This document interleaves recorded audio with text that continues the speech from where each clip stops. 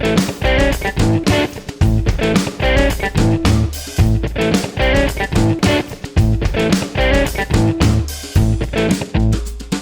you for joining us on Girl Crush Country, where we are obsessed with the women making country music.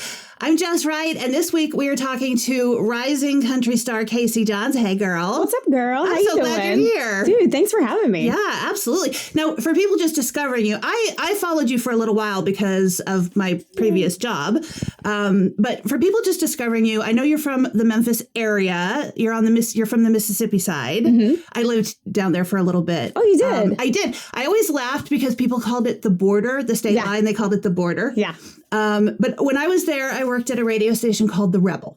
Oh, yeah. And yes. What the heck? You know one of my old coworkers because I was talking to him about you the other day. Because I said, you guys are Facebook friends. Do you know her? Is it Corey? It's Corey, yeah. He's like, amazing. Yeah, I danced with her in a charity Dancing with the Stars event in 2012. That's wild to even... What the heck? That is like so full circle moment. That's insane. Yeah. That's amazing. So such a small world. Yeah, literally. And it was right. He said that was in 2012. Yeah. I was down there in 2013. Okay. So... What in that timeline? When did you come to Nashville? Was that before or? So it's kind of all over the place, honestly. Like I was coming back and forth to Nashville back in like 2009, 2010. And then I just, my family couldn't afford to move to Nashville. I was still pretty young. I was 18, 19 years old. So obviously I couldn't move yet. I wasn't really ready to move to Nashville. I felt like I wasn't experienced enough to be here. And that was just my opinion. And so I got a job offer on cruise ships and I was like, you know what? I'm going to go live life on a ship for 6 months and gain that experience and just try to grow up and see what happens. And I fell absolutely in love with it. And I ended up, a 6-month contract ended up turning into 6 years. And then oh my God, I just loved it. I mean, that's really mature thinking that you got here and you said, I'm not ready for this. Like, there's not a lot of 17, 18, 19, 30-year-olds who recognize, like, they just want to come to Nashville and be a star right away. So yeah.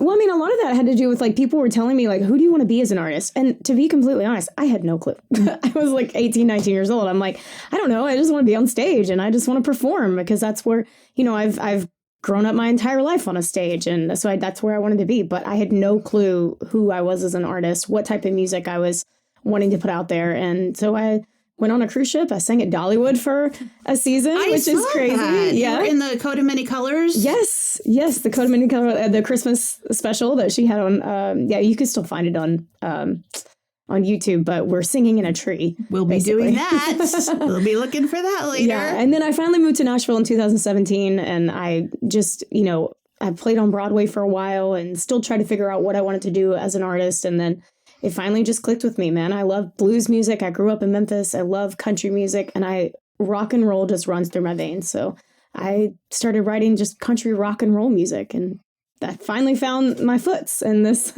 industry, I guess. Yeah. So would you say you're like a Gretchen Wilson, Miranda Lambert? Yeah, I love Sheryl Crow's my absolute favorite. I think she pretty much does it all. She does blues. She does, rock and roll. She does that country vibe. Like she kind of has like that whole style that I just love. But yeah, I mean, I love obviously Miranda Lambert and all of the above. But I also love Fleetwood Mac and Led Zeppelin. Yes. And I mean, that's just, stuff I grew up on. So I just kind of combine all of that and write music around it. How do you make that transition from cruise ships and a coat of many colors in Dollywood to badass rockin' country? I actually think cruise ships pretty much shaped, vocally what I wanted to do. And as a performer, I mean, you go on ships and you're like, I have no clue what the heck I'm doing. But they basically train you how to hold a room, how to talk to an audience, how to perform on stage. I mean, you just go through that entire training session. It's so important. And I fell in love with it. And then I found things that like I never knew my voice could do. Like before you knew it, I was singing Aretha Franklin. And I'm like, what the heck? I never had thought in a million years I'd be singing Aretha Franklin. But I think it helped me later on to learn how to, control a rasp or control a run. And so I'm very grateful for the way cruise ships kind of taught me how to do those things now. What do you remember about your first ever live performance? Wow. Like even before you were getting paid to do it? Oh boy. Well, I started singing in church. So that obviously I wasn't getting paid to do that. And it's crazy. Yeah, my granddaddy taught me how to play guitar, so I was still kind of learning then, and I remember being super nervous. And then now I hop on a stage and it's like, like I've done it 1,000 times. And yeah, it's crazy. Do you have any kind of solid memory about your first performance as like somebody's paying me to do this? Yeah, I think the very first check I got, we were playing a gig. I used to do the rodeo gig. So I used to grow up rodeoing my entire life. And I used to go into the middle of the arena with my wireless guitar and wireless Garth Brooks headset, put on like a 25-minute intermission. And I remember collecting that check at the end of the night. And I was just like, we're going places. Yes, this is it. It's always cool to me to talk to people about doing a job like what you do, what I do, and go, wait, somebody's going to pay me for this? Someone's going to pay us for this? That's insane. This is a thing? Yeah. Yeah. And it's interesting to me as someone who also did radio in Texas. I've lived in a lot of places. Yeah. Love Texas radio, by the way. Well, that's what I was going to say, because while you're from Tennessee and Mississippi, you're a big deal in the Texas country music scene. Your song Rodeo Queen did really well there. Yeah, I was very grateful. That's what do you attribute that to? Do you play in Texas a lot? We play in Texas a lot. Yeah. But I think there's just something about Texas radio where they just welcome you with open arms. They love songwriting, and they've just welcomed me. And I think it's the most beautiful thing. And like I have great relationships with the radio DJs out there, and we just love them. I think really cool. And it's I hate to say this, but like it was a different welcoming than the Nashville.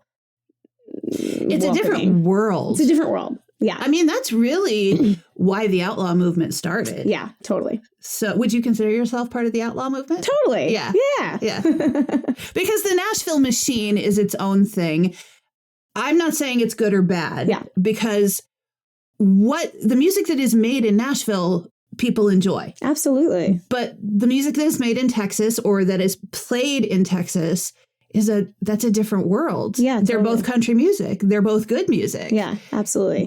And I feel like everyone has their own experiences too. I mean, sure. I obviously still love Nashville, or I wouldn't still live here. Like, right. I love it here. I love my community, but there's just something about that Texas music scene where they just welcome you, and I love the vibes. I saw your Rodeo Queen tattoo, by the way. Yeah, I had to get one. It hit 1 million streams, and I was like, all right, Mom, I got to get one of these. Was that your first tattoo? Oh, no, I have like probably 15 at this point. Okay. I have them too. I thought my mom was going to be mad at me, but then she got one before I did. Oh. So. Okay. What'd she get? She got a butterfly on her leg. Cute. Yeah. Cute. Yeah. What did you get? I got this. You went all out. You did like the microphone with the flower. I love that. It was actually okay. So full disclosure, it's actually a cover up because I got a really bad tattoo when I got married and then got divorced. And don't get tattoos for men. That's all I'm saying. Don't get tattoos for men. You've got a new song coming out in a couple of weeks. Yes. I am intrigued by the name. Yes. Bad Perfume. Tell me about it. I'm so excited about this song. If you've ever been in a relationship where you loved that person and then you broke up, but there's still memories after that relationship is over. There's still memories of maybe like a scent that makes you remind you of that relationship, or maybe there's a place or something someone said that reminds you of that relationship. That's basically what the song is about. It's like Bad Perfume is about some things that hit sudden, but it's okay. Like you just keep rocking on. It's a very rock and roll country energy vibe. Yeah. I find that is true of music. Yeah, too. Totally. There's obviously, yeah, being in a music business, we obviously connect to music as much as, if not more than, the average listener. And absolutely. Breakups can ruin some songs. Yeah. They really can, but man, they make for great material. They sure do. In fact, I would rather hear a good rip your heart out breakup song than a love song pretty much any day of the Me week. too, girl. Yes, same. Now, are we looking forward to a new album in 2026? Yes, I'm so excited because I haven't released an album since the Thunder record, which was like back in 2023. So Oh, wow. so excited to finally like release a record this year. It's going to come out in May. Yay. Yay. Can you tell us anything about it? Or are we keeping that under wraps? I will say Rodeo Queen's going to be on it. It's going to be pretty much all the singles we released in the last 2 years. Smoke Show and Break from the Heart. And then a couple of new songs that we play live but have not released yet. So it's going to be exciting. Okay. And when you're not making music, you're making whiskey? Yes. I'm a whiskey drinking girl. How did you get involved in having your own whiskey brand? The weirdest thing. I met a guy through a guy, and It's always how it happens. Always how it happens. And they just came to me and they were like, would you be interested in being a part of this artist collab that we have going on? And I was like, heck yeah, to like brand our own whiskey. They let me do everything from naming it to the branding of it to choosing the flavor to choosing the design. I mean, all of it. And it was such a great collaboration. It's with Cali Distillery, so they're out of California. But man, it was really fun. So do you like whiskey? It depends. Yeah. It depends on the whiskey. Okay. It's a really smoky whiskey. So it's, I think it's great in an old fashioned. Yeah. 'Cause it's already smoky. I do like an old fashioned. Yeah. But I mean, I drink it straight. So yeah, you can do it either way. That's so cool though. I kind of want to make my own. What would I make? Ooh. Vodka, maybe. Do you drink vodka? I like that. Yeah. I like a flavored vodka. Maybe I'll make my own Girl Crush vodka. Girl, why not?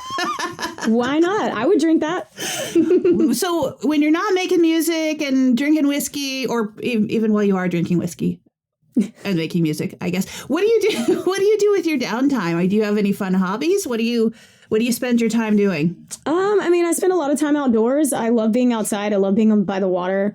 I love to work out. So when we're on the road a lot, we're just always, you're always just moving. So you have to keep working out, especially because you're breathing so much. But I love hiking, man. Anything to do with outdoors. And it sucks. Actually, we have great weather here in Nashville today, but it's been a little chilly here. I'm not gonna lie. But we just got back from Key West. Oh. And so I was glad we went from like good weather to good weather and not good weather to like 25 degrees. Yeah. The winter in Nashville. I'm from upstate New York, so.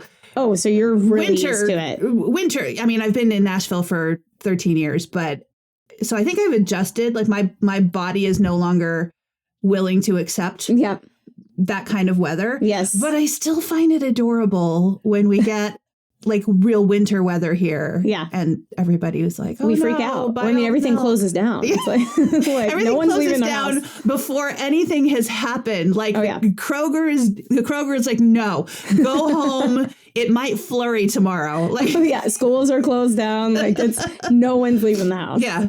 It's adorable. But I mean, even in the winter, I love, being outside. So anything to do with outdoors. Yeah. It looks like you spend a lot of time in Key West. We do. Yeah. We go down to Key West probably 4 or 5 times a year. Yeah. Yeah. I think this year we'll probably get to go about three times. I was going to ask if you had a place down there because it looks like. I wish. Girl, that'd be awesome. Yeah, it would. Okay, can we do a quick flash round? Let's do it. Fun questions. I'm down. What's the most random thing you've ever autographed? Probably someone's breast. Really? I think it's super random. Women ask women to autograph. Was it really? Yeah, totally. Okay, it makes a little more sense now. Yeah. What song lyric do you wish you wrote? Oh, man. Angel from Montgomery is probably one of my favorite songs ever written. And just that song in general. I wish I wrote that song. Don't we all with them? Yeah. What song was the one that made you go, wait, I want to do that for a living? Ooh, that's a great question. There's so many songs. I feel like that through, lifetimes of, moments and chapters in your life, you find those songs that just kind of hit you in moments. Gosh, that's really tough. I feel like I've gone through different eras of my life too. So I don't know. I mean, I grew up in a lot of Zeppelin, so probably Black Dog was a great one. And then Dreams by Fleetwood Mac. I grew up in a lot of Dixie Chicks as well. So I could go on and on and on. Different chapters of your life, I feel hit you in different moments. Yeah. And that Fleetwood Mac, I mean, that's probably my deserted island album, Dreams. Dude, yeah. Rumors. Rumors was classic. Yeah. Such a great record. And fun fact, I years ago had a black dog named Zeppelin. Did you? I did. Oh, it's such a good name for a dog. Yeah. Okay, would you rather write with Dolly or Loretta? That's what the? Oh gosh, can I do both? If anything, maybe Dolly. Yeah. Maybe Dolly. Yeah. Okay. Just because I have that connection with the Dollywood thing. I was just saying that. True.